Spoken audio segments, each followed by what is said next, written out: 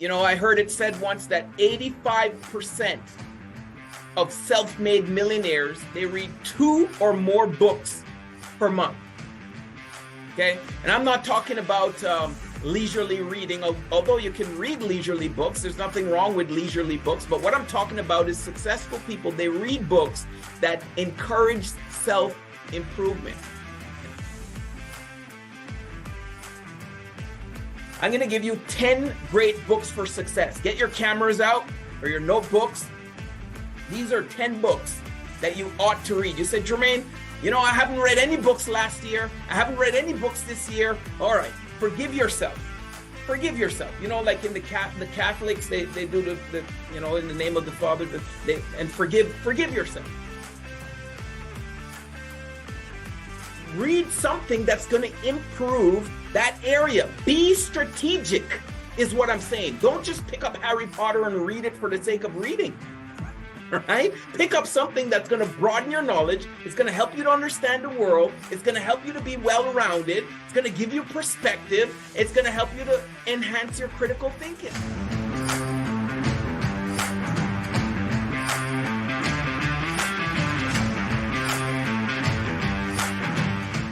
Jim Rohn says it very nicely. He says, reading is essential for those who seek to rise above ordinary. How many of you on this call seek to rise above ordinary? He says, we must not permit anything to stand between us and the book that could change our lives.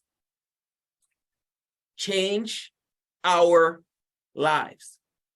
Okay? I see there, I heard it said once that 85% of self-made millionaires, they read 2 or more books per month. Okay, and I'm not talking about leisurely reading, although you can read leisurely books. There's nothing wrong with leisurely books, but what I'm talking about is successful people. They read books that encourage self-improvement. And the question that I have for you is, how many books per year do you read? If you were going to measure from let's say 2022, how many books did you read in 2022? How many books have you read already in 2023? Right? Personal growth books, personal improvement books, personal development books I'm talking about, not Harry Potter. All right, not any of those fiction character books, right? Lord of the Rings or any of those popular, but I'm not talking about that. All right. I'm talking about, those books that are going to improve you and give you the skills in order to become successful. All right. So I want to give you 5 benefits why you should be on a self-improvement plan for reading books. Okay. Number 1 is it broadens your knowledge and understanding. You see, when you read books on diverse topics, it helps you to broaden your knowledge. It helps you to understand the world. It helps you to improve your critical thinking. It helps you to make better decisions, right? When you read a book, I want you to understand that author also becomes like a mentor of yours, right? Many times you say, well, how do you get mentored by somebody like Napoleon Hill? You read his books, right? You read his books.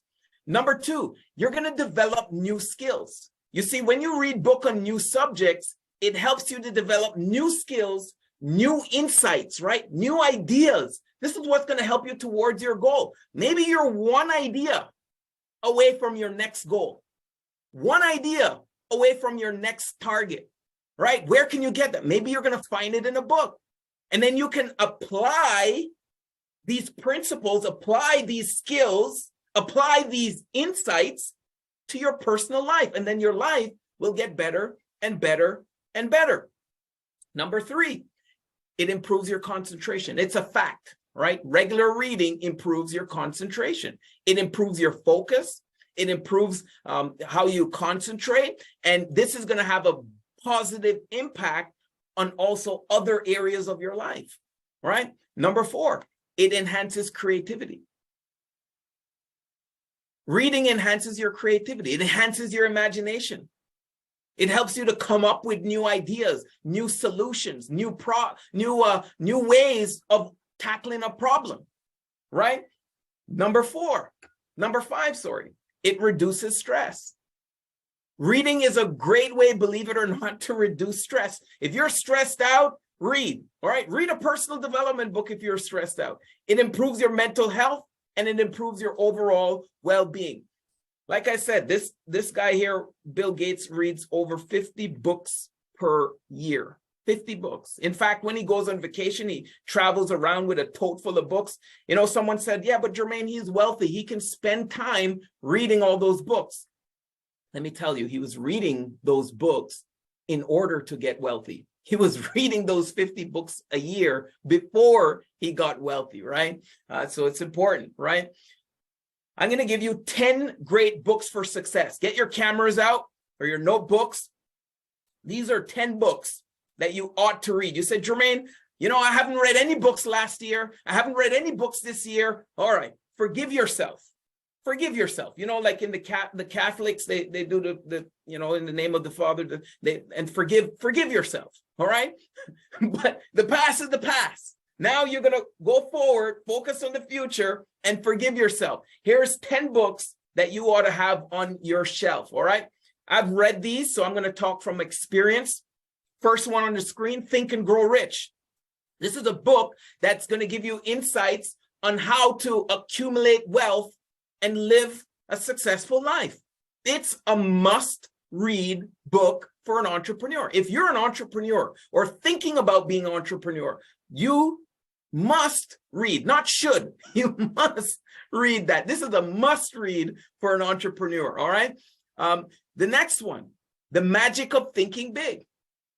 Magic of Thinking Big. This is a book that encouraged people to set big goals and think bigger.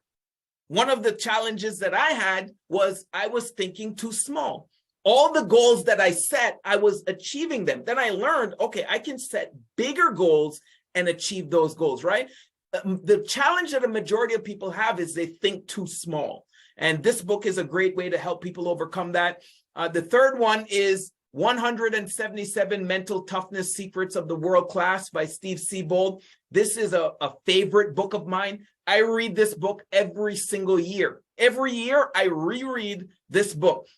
It's a guidebook on how to develop mental toughness so that you can achieve success in the different parts of your life. The challenge most people have is they don't have the mental toughness, if you will. So challenges arise or something comes up and they quit on their goals. And this book does a wonderful job of showing you how to overcome those hurdles and how to make sure that you're in the right frame of mind for success. The fourth one is How to Win Friends and Influence People. This is a classic book that's recommended, I think, by every single entrepreneur. You know, it teaches how to interact with people. If you're in a people business where you talk to other people, which I think 99.9% of businesses are talking to other people, and you want to be able to make a positive impression and improve your interpersonal skills, this is the go-to book. How to Win Friends and Influence People. Don't read the other book. There's the opposite book, right? How to Lose Friends and Repel People. Okay, don't read that book. That's the opposite book. This is the wrong book. This won't help you in business. Read How to Win Friends and Influence People. Very powerful. Number five, What to Say When You Talk to Yourself. This is a book by Dr. Shad Helmstetter. This is a self-help book that really dives into the importance of positive self-talk, how you can improve your mindset for success. You know, are you aware that you're talking to yourself throughout the day, right? That little voice that's in your mind that tells you do this, do that. Right now I'm talking to you. That little voice is also talking to you. I'm competing with your little voice, right? The little voice in our heads is always telling us, do this, don't do this, go there, be afraid of this, don't be afraid of that. And it's always talking. It's our mind. But most people don't know how to control that little voice. They don't know how to get it to say what it should say. So it just speaks on autopilot. It says whatever it wants to say, right? And most of the time people think it's them that's saying those things, really, when it's not. It's programs that we have had our entire life. Some people are operating on the programs that they developed when they're 7 years old, 8 years old. It's funny. My wife and I, we were watching a documentary, and it was a grown lady. She was, I don't know, in her 40s, and she was complaining about getting a parking ticket. And my wife commented, she said, she sounds like a 7-year-old. She really sounds like a 7-year-old, the way that she's communicating. And this is a fact. Many people, they haven't grown out of those habits when they were younger, and they bring those programming to when they're adults and they still operate. This book shows you how to change that so that you're operating for success. Number 7, Rich Dad, Poor Dad. Number 6, sorry. I see Every said, are these books has audio? Yes, Every. I think pretty much all of them has the audio. They're on Audible. Yes. I have many of them on Audible and the full copy, right? So yes, I would say yes. Take a picture, screenshot it, and you'll be able to find the majority of them, if not all of them, in Audible. Number 6, How I Raised Myself from Failing to Success in Selling. All right. This is a powerful, powerful book. All right. I got into sales and I wanted to learn how to get into sales. What does successful salespeople do? And this is a personal story of how the author became a successful salesman, and how others can follow the principle, all right, and do the same things. All right. So this is a powerful, powerful book as well. Number 7 is The Rich Dad, Poor Dad. This is a financial education book. You know, every single meeting on our financial webinars, I talk about the concepts from Rich Dad, Poor Dad, the financial concepts, because Robert Kiyosaki is very big on financial literacy and how to build wealth through investing and making sure you're in the right quadrant, right? If you ever heard about the cash flow quadrant, it comes from that book. This is a powerful, powerful book. I got to tell you, this one book here altered my life forever. I'm trying to say it without exaggerating. If I had to tell you which book really opened up my eyes to where I am today, it would be Rich Dad, Poor Dad. It's a very, very powerful book. Number 8, 5 Levels of Leadership. This is by John Maxwell. This is a leadership book. I want to just tell you, leadership doesn't only mean you're leading people. Leadership also has to do with ourselves, being able to lead ourselves. I want to tell you, the first person that you lead is yourself. If you find it difficult to lead people outside of you, start working with you. All right. Leadership is the most important skill that you can develop as an entrepreneur. All right.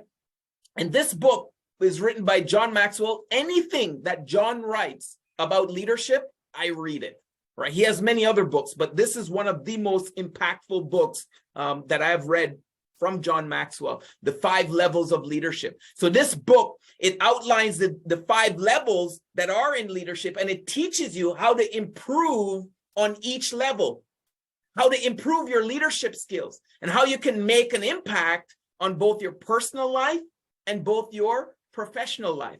By the way, all of these books helped me in my personal life just as much as they did in my business life.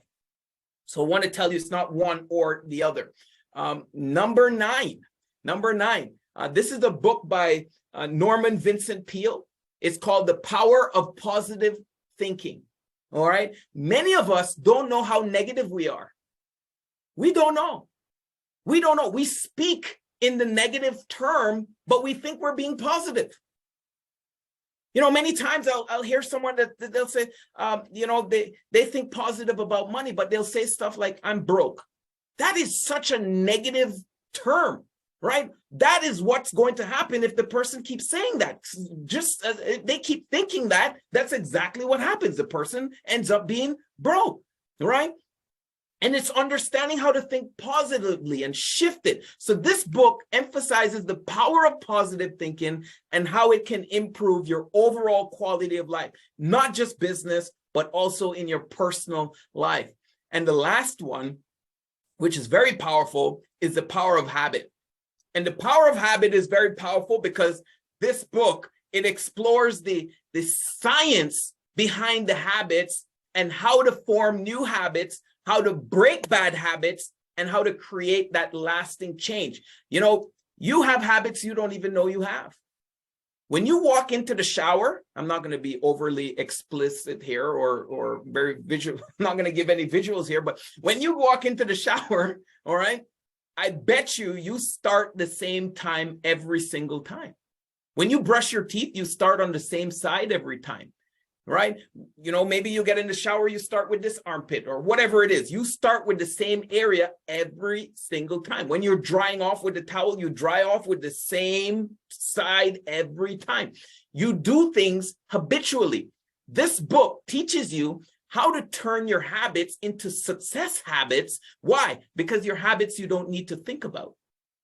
What if all your habits were success, or the majority of your habits were success-driven habits, where success then was on autopilot? You didn't have to think about it. Make sense? This book teaches you how to do it, and it does a great, great job. All right, so these are 10 books that is going to help you to become successful, all right? And let's talk about a self-improvement reading plan. This is how you're going to do it, all right? Let me give you a plan real fast. Number one, set a reading goal, okay? You might not have set this before, but set one. Set a realistic goal that you're going to read a certain amount of books every month. Maybe you start off small. Maybe you're not Bill Gates. You're not reading 50 books a year, right? Start off. Read one book a month. Read one book a month, okay? Read one book a month. One book a month. This is going to help you to develop a regular reading habit, and it's going to help you to achieve that those goals, right, that you want to achieve. So set a goal. Number one. Nikush said, don't listen to Punjabi music. Yeah, don't do that. Oh, Dorothy, you put your email address in the chat box. You got to put it in the link, right? It closes at 8:50. So you have until 8:50 to put it in there. The link is right there. Thanks, Lloyd. Appreciate it. All right. Number two, choose diverse topics. All right. You want to choose diverse topics, different topics that's going to broaden your knowledge. What do I mean by that?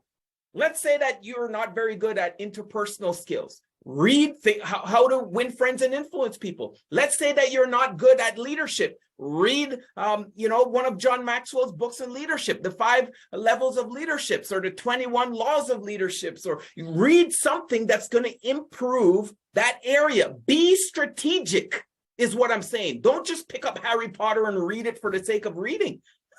Right? Pick up something that's going to broaden your knowledge. It's going to help you to understand the world. It's going to help you to be well-rounded. It's going to give you perspective. It's going to help you to enhance your critical thinking. Prioritize your reading time. Set time aside to read. Maybe it's each day, or a certain day of the week. Maybe it's 30 minutes before you go to bed. Or maybe it's you take the bus and you read on your commute to work. But make it a priority. And here's the deal. Stick to whatever reading time that you chose. This is how you're going to ensure that you make progress towards your reading goal. You don't want to start and stop.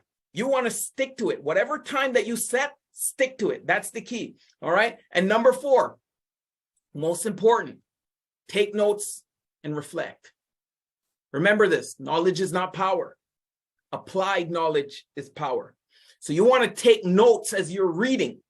Literally, I have a notebook that I take notes from the insights and ideas that I get from the books that I read. I take notes, and then I reflect on what I've read on each book. I highlight that book like crazy. Even my wife sometimes doesn't like to read the book after I read it because she doesn't like the highlights. It's going to help you to understand better, help you to retain the information better, help you to build in your personal and professional life. Okay? There's no purpose to gain the knowledge and then store it. We become a better person. We become a better student. We become a better leader. We become a better parent. We can become a better spouse when we make ourselves better. All right. All right. Jim Rohn says, formal education will make you a living. Self-education will make you a fortune. All right. He also says discipline is the bridge between goals and accomplishment. All right. So I want you to have a plan what you're going to do to get your life on track. I want to end with this story about gratitude and why I'm so grateful for what we do each and every single day. My wife sent me to go do some shopping. Okay. And so I always tell her, if it's over 2 items, please send me a message, because sometimes she'll call me, right? She'll say, Jermaine, where are you? Oh, I'm such and such, right? I'm on the 407, exiting on Dundas, let's say, right? Whatever, right? And she'll say, okay, can you stop off, pick me up some milk, some eggs, some onions, some cheese, some bread? And she's listing all these things on the phone. I'm like, hey, I only can remember 2 items on the shopping list. If it's over 2 items, please give me a list, right? So she texts me the list. All right. I stop off at the store. I go in. I huddle through the line, the areas, grab all the stuff, right, from the shelves. You can tell I'm not a shopper, right? It's a chore for me. So I get in there, right? I pick up all the stuff, and there's this man in the line. He's literally putting his stuff on the conveyor belt, and he says, you can go ahead of me. And I'm thinking, but you've already started. He's like, no, please, I insist. Please go ahead of me. So no problem. I took my stuff and went around him. Even though we had similar amount of things, I put them there on the conveyor belt. And, the cashier's checking. I used my debit card. I paid, and then I left, right? I went out to the car. Now, my wife, sometimes she has these moments where she will remember things halfway through. Have that ever happened to you, right? So she remembers the thing when I'm sitting in the car, okay, about to drive. She's very smart with it too. She's like, Jermaine, did you leave the store yet? Yes, I'm sitting in the car. And she's like, oh, I forgot one thing. What did you forget, babe? I forgot the yogurt. Okay, no problem, babe. All right. So I jump out the car, run back into the store, going, where's the damn yogurt, man? Where's the damn yogurt? I only need 1 item. Where's the yogurt? I get very impatient, right? So I'm finding the yogurt, looking for the yogurt, found the yogurt. I get back to the line. Who do I see in the line? It's that same gentleman, right? But now he has his wife with him, and he has 2 kids, and he's paying, or they're paying for their groceries. And they're trying one card, doesn't work. They're trying another card, doesn't work. They try another card, it doesn't work. They tried about 4 or 5 different cards. Then finally, you can see the husband's getting a little bit embarrassed and nervous and agitated. He's looking around, and he says, okay, let's put a portion on this one. And let's put another portion on that one. And they pieced together this transaction with 3 different credit cards. And I'm watching this from the distance, right? And I'm saying, wow. I want you to understand, you are blessed beyond measure. When I left that store, I was overwhelmed with gratitude, because I know that there are people out there, as good as we have it in here, many people out there are struggling. Many people out there are hurting. They're hurting. And we have the opportunity. We have it right here where we can change people's lives. I want to tell you, you're in the right place. Don't ever doubt it. You're here for a reason.